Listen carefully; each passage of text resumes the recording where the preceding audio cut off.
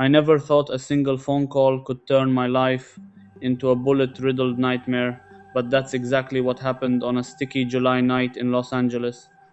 I was behind the wheel of my rusted out Chevy Impala, heart hammering like a jackhammer, while two black SUVs full of Victor Morales' enforcers tried to turn me into Swiss cheese. Rain hammered the windshield, street lights blurred into neon smears, and I swerved hard onto Figueroa, tires screaming like they were in pain. A shotgun blast shattered my back window, glass exploding across the seats. "Come on, Jake, you son of a bitch," I growled to myself, flooring it through a yellow light. "You've survived worse." My name's Jake Harlan. I'm 28, born and raised in the Golden Hills of Beverly, the kind of kid who grew up thinking money was just something that appeared when you asked for it. Private schools, summer houses in Malibu, a dad who closed $1 million real estate deals before breakfast. Life was perfect until it wasn't. But right now, none of that mattered. Right now, I was just trying not to die because I'd once loved the wrong girl. The first SUV clipped my rear bumper. Metal crunched. I yanked the wheel left, cutting through an alley behind a Korean barbecue joint. Steam from the vents mixed with the smell of gunpowder and fear sweat. My phone buzzed on the passenger seat, mom's number. I ignored it. If I answered, she'd hear the chaos and panic, and the last thing I needed was her dragging dad deeper into the mess they'd already made. I'd spent the last 3 years trying to yank my family out of the gutter they'd fallen into after the bankruptcy. Dad Richard Harlan, once the king of commercial development, had traded boardrooms for back alley loan sharking. Mom Elena, the woman who used to host charity galas, now moved product for the same cartel that wanted me dead. I'd begged, fought, even threatened to walk away if they didn't quit. But blood and bad decisions run deep. And then there was Isabella, Victor Morales' daughter, the girl I'd fallen for when I was 19 and stupid enough to believe love could fix anything. Another gunshot. This one punched through the trunk. I slammed on the brakes, spun the car into a 180, and floored it the opposite way. The SUVs overshot the turn. For a second, I had breathing room. I punched the gas toward the 110 freeway, mind racing back to how it all started. 10 years ago, we lived in a mansion with a view of the Hollywood sign. Dad's company, Harlan Developments, built half the luxury condos in downtown. Mom wore diamonds like they were Tuesday earrings. I was the Golden Boy star quarterback at Buckley, full ride to USC waiting. Then the market crashed in '08, but Dad doubled down on risky loans. By 2016, the banks came calling. Foreclosure notices piled up like parking tickets. One morning I woke up to movers hauling out the grand piano Mom used to play at parties. Dad sat at the kitchen table in the crappy two-bedroom we rented in Echo Park, staring at a bottle of cheap whiskey. "We're not done yet, kid," he'd said, voice gravelly.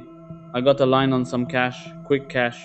That quick cash turned out to be shaking down small businesses for a crew out of South Central. Within a year, Dad was carrying a piece and collecting envelopes full of crumpled 20s. Mom tried to hold it together waitressing at first, then running errands for a guy named Rico. I caught her one night in the alley behind our building, handing off little baggies to a strung out kid no older than 16. I grabbed her arm so hard she dropped the stash. "Mom, what the hell are you doing?" Her eyes were hollow, mascara streaked. "We eat because of this, Jake. Your father's loans aren't enough. You want to go back to sleeping in the car?" I wanted to scream. Instead, I started working two jobs, construction by day, bouncer at a club in Hollywood by night, sending every extra dollar home. I begged them to go legit. Dad laughed. Mom cried. But I kept pushing. I even got Dad a meeting with a legitimate property manager who needed a guy who knew the streets. He showed up drunk and threatened the guy. That night, I punched a wall so hard my knuckles split.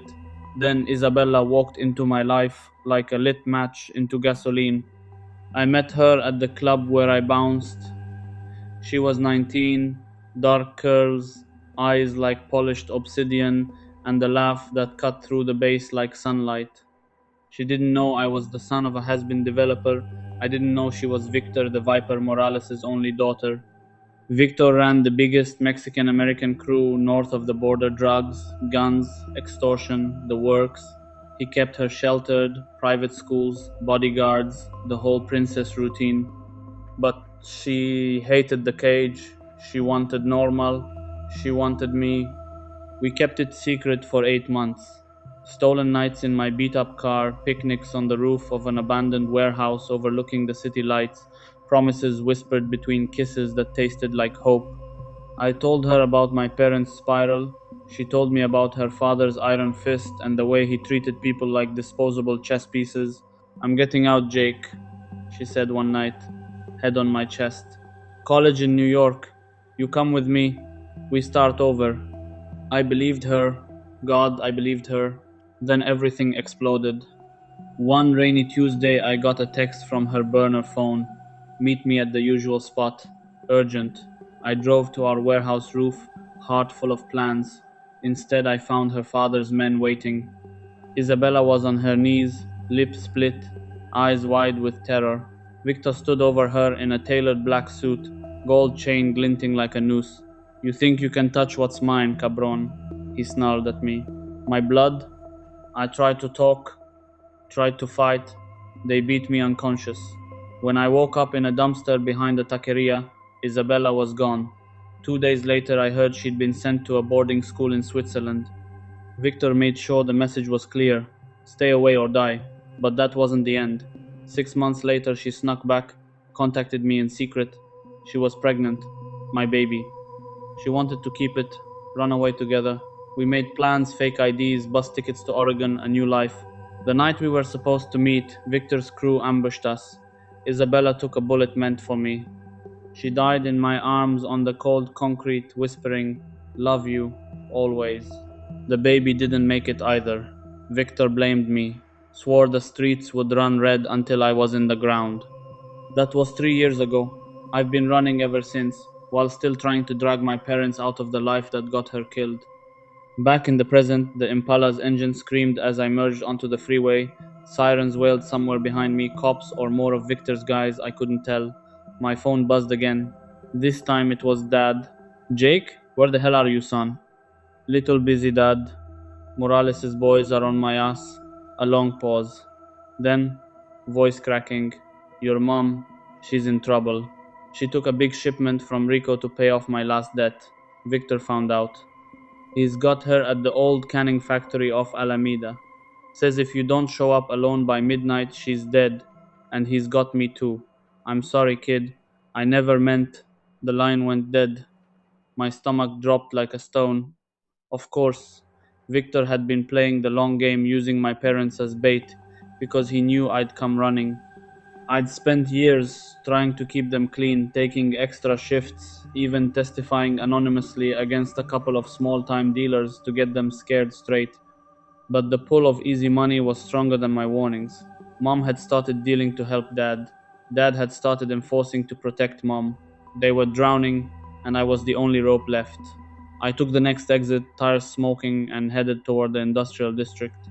The factory loomed like a rusted cathedral under the sodium lights, broken windows, graffiti covered walls, the smell of old fish and motor oil thick in the air. I killed the headlights, parked 2 blocks away, and slipped through a chain link fence with the 45 I kept under the seat. My hands shook, but not from fear anymore, from rage.